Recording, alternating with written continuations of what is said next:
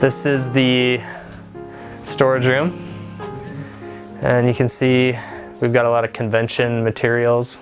There's a giant truss that we take to conventions. Here's some of the games and different banners. This is where we test the games, maybe a couple hours a day. Wow. This is my office. It's currently a mess right now. We've got a kitchen and another office here. We make family and strategy board games, and one of our most popular titles is Above and Below, and then the sequel to that, Near and Far. And these games have storybooks in them that we write, and they're very imaginative, and they have all sorts of strange creatures and adventures that you can experience. So Above and Below has been our best-selling game for years, ever since it was released. And it's even been translated into other languages like German and Polish. And you can see on the shelf here we've got different languages. There's Spanish there and Chinese. Wow. The shelf above there is 8-Minute Empire, and you can see the different language versions of that. That actually has been translated more than Above and Below, and partly because it's so much easier. It doesn't have a storybook. How many different languages has it been translated into? I think it's up to 20 languages at this point. So this map is, when we were developing Sleeping Gods, I printed out the whole world of the game and put it on the wall. And then as we wrote stories, we would write numbers and then cross them off if they had been written, and make little notes, like the name of the town. And sometimes we'd use sticky notes to say, oh, this quest leads to this location. And it was just a way to sort of, because the game world was so huge, we needed a way to sort of see the entire thing, especially when you're designing storylines, because a lot of these, in the game, you're traveling from island to island, and you have to, when you're designing these quests, you have to say, okay, they start here, and then they go down here, and then there's a choice, and maybe it will lead over here, and so it was sort of a way to keep all that in mind. What was tough is I painted this map pretty early on, and then just filling it up just took a long time, like making sure that it felt, because I didn't want it to feel sparse. I wanted it to feel like there were exciting things in every corner. And so that ended up taking quite a bit of effort. The first game we did was Empires of the Void. It was a space exploration game, and it was so exciting to do that game because that was like our first Kickstarter project. Yeah. And I remember being very nervous because I wanted it to all work out.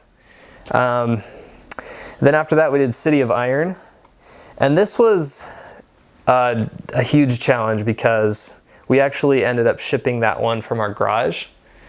And I can remember like piles of boxes in our kitchen, and like our whole garage was full of cardboard boxes and tape and bubble wrap and all that stuff.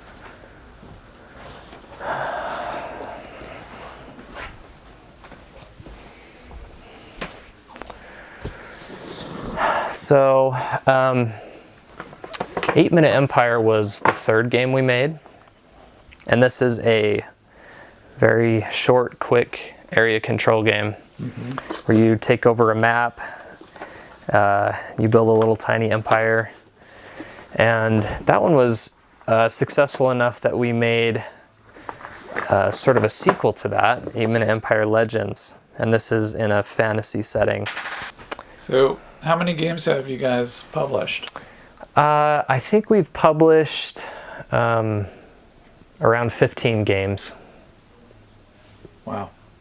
That's more games than most people grow up playing. That's true. That's true.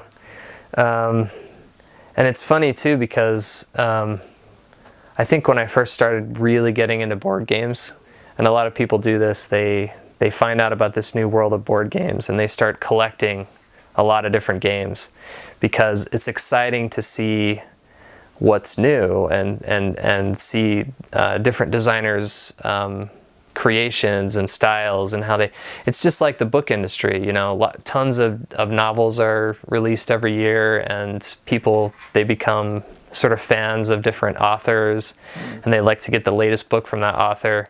And I think in the board game industry, it's actually a similar type of thing. Yeah, some of my favorite games are here, but you can see how many different kinds of games there are. This is honestly just a small sample of what you might find at a game store or at a game convention. One of my favorite games is actually this one, Tigris and Euphrates. This one is, I mean, and this is like the old version, so it's like faded and but this one's so much fun because there's so much strategy in the game, but there's so much interaction between players. Mm-hmm. You know, you really are there and you really know you're together and you're really having a great time, you know. So this one's really memorable, I think. But it's fun because one thing I like about games too is I like all the different settings. You know, this is like a Greek mythology setting. There's like a space setting and a pirate setting and all these different places that you can visit. You know, this game's about Marco Polo. This game's a Western game. I think most people, they know a handful of games growing up and maybe that's like all they know for the rest of their life. But I mean, 4,000 new board games come out every year. And 4,000. 4,000, I mean, more than 4,000. And there's just like so much to explore that I think most people are super surprised to hear about that so many games come out. Yeah. But it's an industry that's constantly growing and new people are always learning about it.